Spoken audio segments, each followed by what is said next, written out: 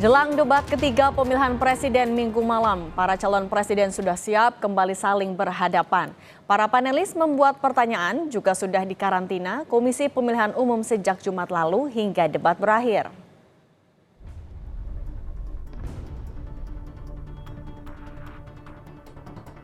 Debat antar calon presiden nanti malam 7 Januari 2024 bakal tersaji dari Istora Senayan, Jakarta. Ketiga capres, Anies Baswedan, Prabowo Subianto, dan Ganjar Pranowo, bakal adu argumen tentang pertahanan, geopolitik, dan hubungan internasional. Sehari sebelum debat, para capres masih punya kegiatan. Ada yang bersosialisasi dengan warga, ada juga dengan elit partai pengusungnya. Anies, calon presiden nomor urut 1, kembali melakukan live TikTok, kali ini berduet dengan Thomas Lembong. Tom adalah Menteri Perdagangan dan Kepala BKPM di Kabinet Kerja atau Kabinet Joko Widodo periode pertama. Luar negeri, isu-isu global. Ceritain persiapan debat besok. Besok itu kita akan bahas soal pertahanan, soal luar negeri, isu-isu global. Jadi refresh itu apa ya? Menyegarkan kembali apa yang dulu dibaca, apa yang dulu dikerjakan. Karena kalau debatnya sendiri itu kan nggak bisa diperkirakan ya, bakal apa yang dibahas, kemudian apa pertanyaannya, nggak tahu kita juga apa yang akan muncul. Jadi persiapannya itu sama tidur yang cukup. Kalau Anies kan disiplin, kalau kita lihat namanya cramming. Detik terakhir malah hari sebelum tes up all night malah jadi berantakan. Anies dalam 2 pekan terakhir aktif melakukan live TikTok untuk menyapa masyarakat, terutama generasi Z dan Y atau milenial. Sebelumnya Anies juga di-roasting oleh komika Kiki Saputri dan Fatih Andika. Roasting Kiki jadi kebiasaan baru di mana para tokoh mesti tahan menghadapi kritik dan protes masyarakat dalam bentuk candaan. Prabowo Subianto, capres nomor urut 2 hadir di acara makan gratis yang digelar Partai Golkar pengusungnya di Pilpres 2024. Di acara ini, Prabowo ikut serta mengaduk nasi goreng yang dimasak para koki. Daulat untuk masak. Nasi goreng saya enak.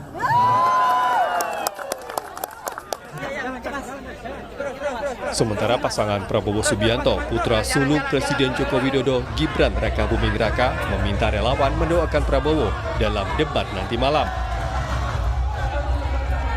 Doakan Pak Prabowo bisa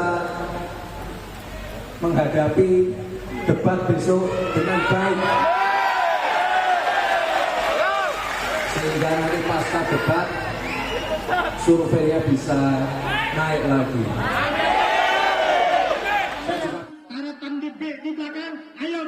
Calon Presiden nomor urut 3 Ganjar Pranowo bertemu relawan Forum Betawi Rempuk dan Keluarga Besar Madura di Jakarta. Dalam pertemuan, Ganjar menjelaskan bahwa hoax bila beredar informasi bantuan sosial hilang bila dia menjadi presiden.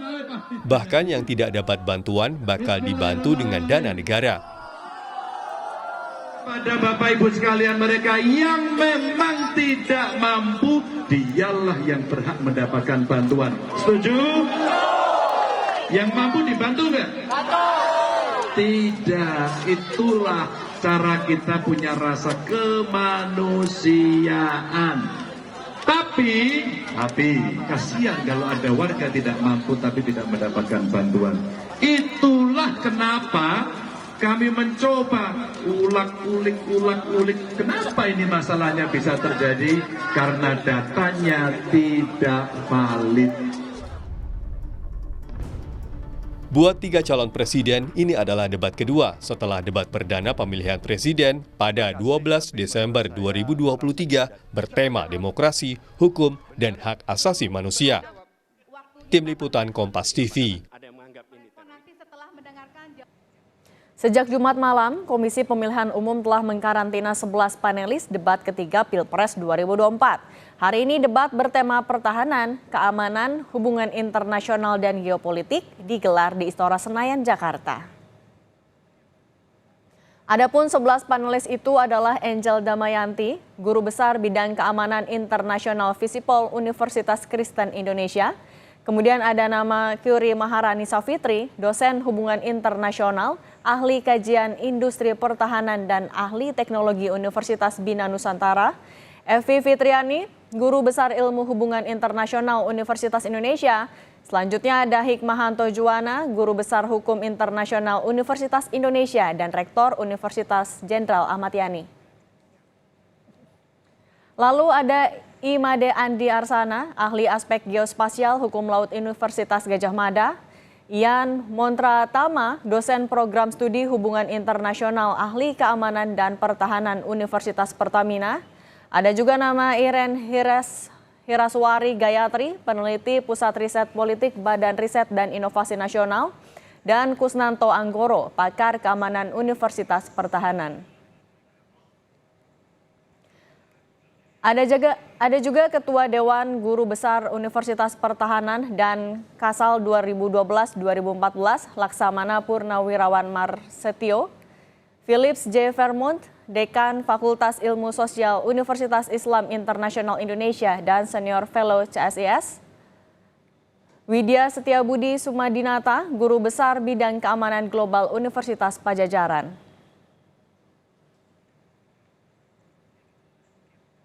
Jurnalis Kompas TV, Putri Oktaviani sudah bersiap dengan laporan lengkap di Istora Senayan, Jakarta. Selamat siang, Okta. Bagaimana pengamanan dan persiapan di sana jelang debat? Ya, selamat siang Cindy dan juga saudara. Tentu jelang debat ketiga yang nanti akan diikuti oleh Capres 2024 ini pengamanan maupun juga persiapan juga terus dilakukan, Cindy. Kalau kita melihat memang tema untuk debat hari ini yakni adalah pertahanan, keamanan, hubungan internasional, globalisasi, geopolitik dan juga politik luar negeri. Sterilisasi sudah dilakukan sejak kemarin, Cindy dan juga saudara, dan hanya yang memiliki akses ataupun izin dari KPU saja yang boleh berada di dalam area Istora Senayan, Jakarta. Seperti kalau kami saja ini hanya diperkenankan live report atau melaporkan langsung dari tenda media. Jadi setelah kami melakukan live report diminta untuk keluar kembali ke area luar dari Istora. Petugas pengamanan tentu sudah bersiap, Cindy. Kalau tadi kami melihat juga sudah ada dari personel Brimob, kemudian juga dari pengamanan KPU, karena memang untuk penyelenggaraan debat ini dikerahkan sekitar 3.041 personel gabungan ini dari unsur Polri, TNI, kemudian juga dari Satgas maupun juga dari Pemprov DKI. Dan Cindy, nantinya di area GBK ini memang juga ada pembatasan untuk akses keluar masuk. Jadi ada 12 pintu di Gelora Bung Karno, ini hanya 4 yang dibuka, jadi 8-nya ditutup. Hanya pintu 5, 7, 8, dan juga 10 yang nantinya akan dibuka untuk akses keluar dan juga masuk. Cindy dan juga saudara, kalau kita berbicara mengenai format debat sebetulnya tidak berbeda jauh ataupun bisa dibilang sama pada prinsipnya seperti dengan debat-debat sebelumnya. Jadi nantinya akan dibuka tentu saja dengan penyampaian visi misi maupun juga program kerja, dan juga nanti seperti biasa akan ditutup dengan penyampaian kesimpulan. Dan nanti Capres nomor urut 3 Ganjar Pranowo yang akan menyampaikan visi misi dan program kerjanya terlebih dahulu. Tetapi memang ada aturan tambahan yang memang baru akan diberlakukan di debat yang kali ini, yakni adalah penggunaan mikrofon. Ini hanya satu, jadi nantinya mikrofon yang digunakan ini yang sudah ada atau terpasang di podium atau sudah built-in gitu ya, yang nantinya akan digunakan oleh para capres. Kemudian juga untuk penggunaan istilah ataupun juga singkatan-singkatan yang mungkin bisa dikatakan ini tidak familiar, nanti harus dijelaskan terlebih dahulu oleh capres yang bertanya kepada lawan debatnya. Seperti itu, Cindy, kira-kira debat yang nantinya akan kita saksikan nanti sekitar pukul 19 waktu Indonesia Barat. Cindy? Nah, Okta, kalau menjelang dan juga nanti saat debat ada rekayasa lalu lintas juga tidak yang diterapkan? Cindy, betul sekali. Jadi selain nantinya ada penutupan atau juga pembatasan pintu akses keluar masuk di Gelora Bung Karno, jadi nantinya akan ada secara situasional, Cindy, akan dilakukan rekayasa lalu lintas. Jadi yang pertama ini dari arah Gatot Subroto yang menuju ke Gerbang Pemuda nanti akan dialihkan ke Jalan Gatot Subroto yang ke arah Slipi. Kemudian yang kedua ini dari Jalan Asia Afrika diarahkan lurus menuju atau ke Jalan Hang Tuah Raya.